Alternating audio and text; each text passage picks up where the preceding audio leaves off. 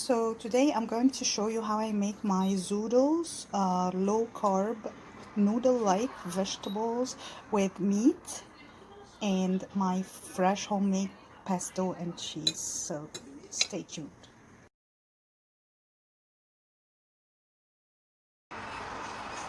Hey guys, I just trimmed my basil plants and I'm going to make some good pesto with it.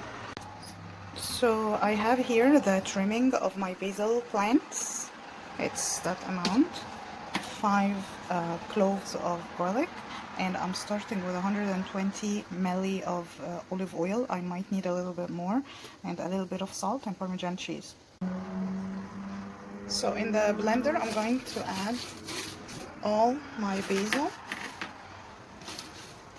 the 5 cloves of garlic, the salt, and the oil.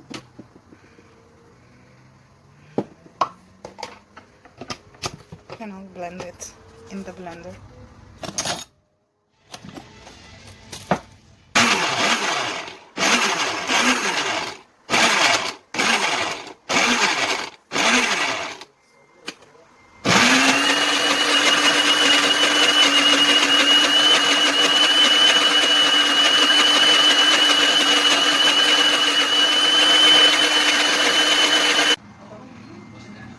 This is how it looks like after I blended it, and you guys, it smells so good. I think I'm going to add a little bit of oil, a little bit more of oil, probably around 100 ml.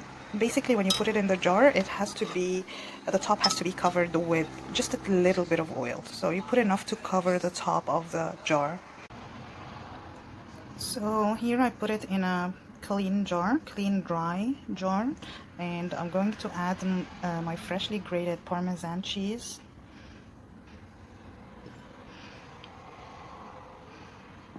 And I'm going to push it in.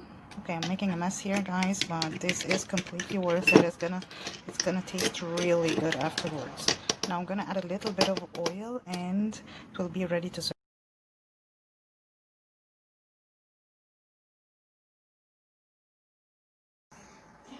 So I'm gonna make some zoodles to eat with my new fresh pesto.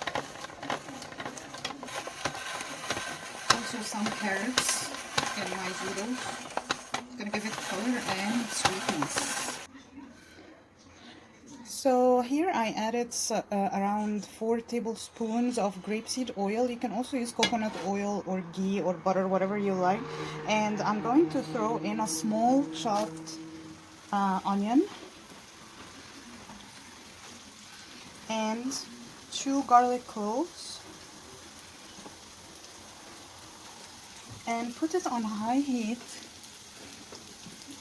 trying to caramelize it a little bit.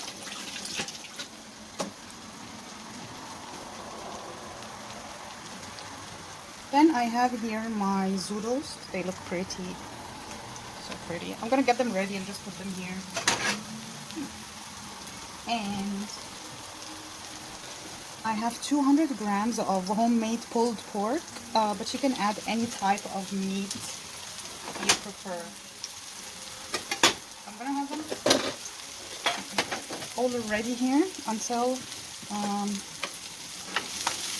the onions and garlic turn a little bit golden. The thing is, I need the pan to be really hot so that the zucchinis and the carrots will caramelize well and will not be soggy and lose water in the pan. If it's not too hot, they will lose water too quickly. So the onion is becoming a little bit golden. I don't want to burn it, so I'll start adding the veggie noodles or the zoodles on very high heat and with no salt added. We are not going to add the salt yet, because salt will make the vegetables lose the water, and I want them to be as crunchy as possible. I'll just leave them on high heat before. Now my pan is a medium pan. I recommend a bigger pan. I just unfortunately didn't have one ready for this recipe, but the bigger the pan is, the better the vegetables will cook. and will be crunchy. And then they will lose a little bit of their volume as they cook. So this shouldn't be so bad, but a bigger pan would have been better. So here I am, still stirring. Now it cooked a little bit. Now remember, I don't want it overcooked. I just want it to be cooked enough to be crunchy. Here it is, holding well. And there is no water at all. It didn't lose any of its water. And now I will add the pulled pork I have.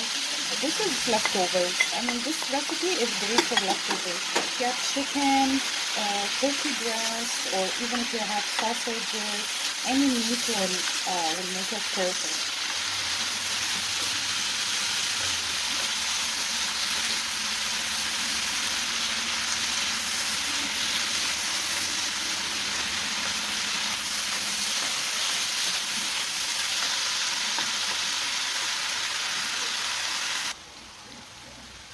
So I turned off my stove and let the zoodles and the meat cool down for like just a couple of minutes, because I don't want to cook my pesto. I want it to be raw,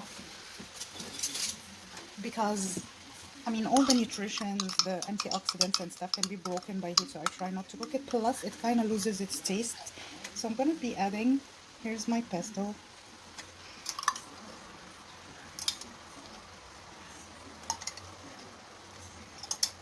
So those are 5 heaping teaspoons, but I'm going to mix it and see if I need more. It really depends on your preference for pesto. This also you can use as zoodles with tomato sauce. Just make sure that it's sugar-free, or make your own tomato sauce by blending the tomatoes and cooking it. I think for me this is good enough. This is a good amount. It's greenish. Maybe I'll add a little bit more in my plate. She was also excited about my noodles now, see? It's just like spaghetti. So, oops, okay, that's too long.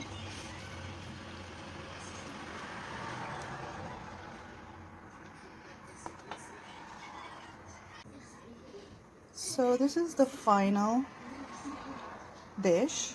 I added a little bit more of the pesto because I'm so in love with it, and a little bit of shredded cheese. This was Gouda cheese, but you can also put some more Parmesan. Don't forget that you have Parmesan in the pesto as well, and salt. So make sure that you balance your salt when you're adding it to the vegetables, because the pesto has salt and the cheese is a bit salty. So that is it, and enjoy it.